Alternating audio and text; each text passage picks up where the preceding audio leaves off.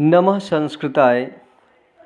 प्रिय मित्रों, भाइयों बहनों, आप सबको मकर संक्रांति की हार्दिक शुभकामनाएं। मैं राजेंद्र सर आज आपके बीच में वर्णों का अभ्यांतर एवं बाह्य प्रयत्न लेकर के आया हूं।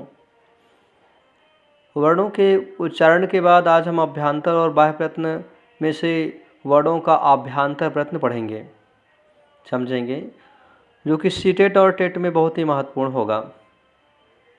देखिएगा, हम आपके समय को व्यस्त न करते हुए आगे बढ़ते हैं।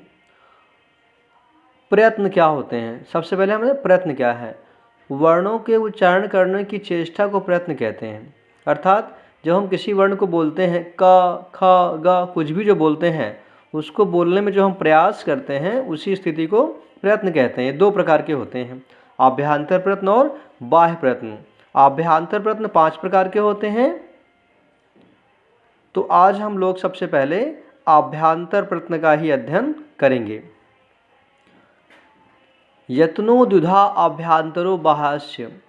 यत्नो द्विधा, प्रयत्नो यानी प्रा का लोप है, अर्थात जो प्रयत्न होते हैं 2 प्रकार के होते हैं, आभ्यांतर और बाह्य। आभ्यांतर प्रयत्न है क्या? आभ्यांतर प्रयत्न का अर्थात यह होता है कि जब हम वर्णों को बोलते हैं तो जो हमारी चेष्टा है, जो हम प्रयास करते हैं बोलने का, उच्चारण करने के पहले हमारे मुख के भीतरी भाग से ऊर्जा उत्सर्जित होती हैं, हमें आंतरिक उच्चारण करना पड़ता है। आभ्यांतर प्रयत्न 5 प्रकार के होते हैं, समझिएगा।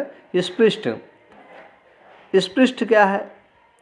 स्पृष्ट मतलब यानी हम जिस वर्ण को उच्चारण करते हैं तो जीवा, कंठ, तालु, मूर्धा, दंत आदि उच्चारण स्थानों को स्पर्श करती हैं, इसलिए इन वर्णों को स्पर्श वर्ण कहते हैं। का से लेकर के माँ तक के वर्णों को स्पर्श वर्ण कहा जाता है। स्पष्टम प्रयत्नम स्पर्शानाम, स्पृष्टम प्रयत्नम स्पर्शानाम, अर्थात का से लेकर के माँ तक के वर्णों को स्पर्श वर्ण कहते हैं। दूसरा है ईषत स्पृष्ट। पहला था स्पृष्ट, जिसमें होता है छूना। दूसरा था ईषत स्पृष्ट, इसका अर्थ है जो थोड़ा स्पर्श करते हैं, यानी पूरे रूप से नहीं करते हैं।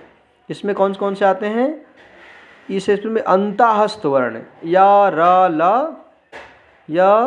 ल व, ये जो है ये अंतःस्थ वर्ण में आता है। ईषत स्पृष्टम अंतःस्थानम, ईषत स्पृष्टम अंतःस्थानम। फिर विवित्र है तीसरा। विवित्र मतलब खुलना, अर्थात जिसको बोले मुख पूरा खुल जाता है। स्वराणाम विवृत्तम, विवृत्तम स्वराणाम, स्वराणाम विवृत्तम, अर्थात विवित्र कौन होते हैं? स्वर होते हैं। संपूर्ण स्वर जितने भी आते हैं वो सब विवृत्त के अंतर्गत आते हैं। अब इसी क्रम में जैसे आ, ई, ऊ, री, ली, इन्हें हमको खोलना पड़ता है मुख।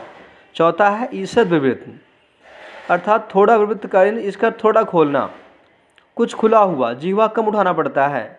ऐसे वर्णों को ईषद विवृत्त वर्ण कहा जाता है, जिसमें जीवा कम उठानी पड़ती हैं।